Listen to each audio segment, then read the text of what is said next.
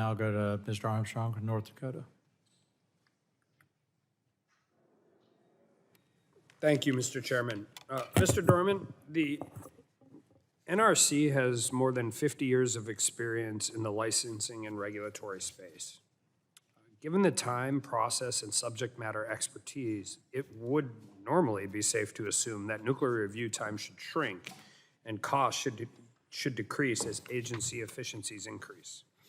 But despite decades of working in this space, review cost and time have both increased. What actions is the NRCC taking to increase efficiencies during the review process? Thank you, Congressman. Several things.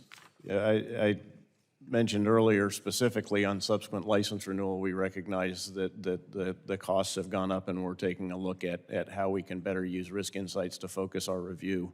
I think in general, in our licensing reviews, we're looking to apply risk insights at the outset of our process to make sure we're focused on the right things. And as I mentioned earlier, we're laying out the cost and time estimates at the outset of a review and holding ourselves accountable to those estimates as we go through reviews. So we're trying to be more focused on the most significant issues and more effectively managing our processes. Under its current framework, is the NRC capable of managing new workload in the advanced reactor space? Within the framework, we're capable of managing the workload we have in the next couple of years. I think if we get through several demonstrations and start to see that workload significantly increase, I think we'll need to adjust our resources concomitantly. I think, as I've mentioned earlier in this hearing, if we get standard designs where we truly are getting nth of a kind of the same thing that we've already reviewed, we should be able to get very substantial efficiencies in the process. So you said the NRC is streamlining the licensing review process, and that includes like pre-application interactions, enhancing communication with applicants and licensees, and early engagement with NRC Advisory Committee. Does this include environmental reviews? It does include the environmental reviews, yes. Okay. And earlier in the hearing, you mentioned that there's a substantial amount of information available to the public today that was not available in, say, like the 1950s, particularly the public participation in contested hearings. Can you just further explain how the public engagement process works and why the public should have confidence in the existing structure without an additional Office of Public Participation? So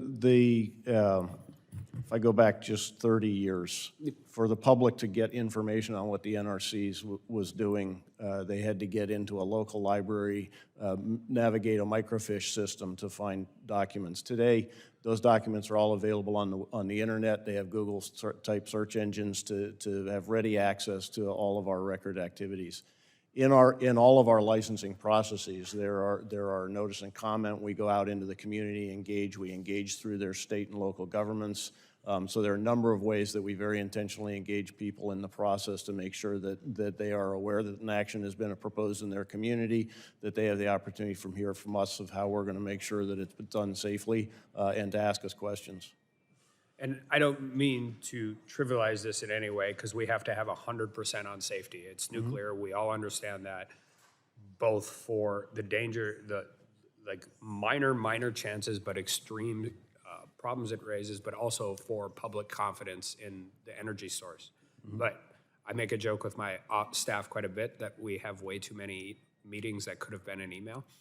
And I think an uncontested hearing kind of fits into that mold, particularly when you're talking about the advancements and how we communicate the information available. So I appreciate you guys' attempts in trying to do this, and we have to figure out how to speed it up. We're coming to a crisis point on grid resiliency and reliability, and we need more molecules on the grid, not less. And nuclear is going to be a big part of that moving forward. So I appreciate your time here today. And with that, I yield back, Mr.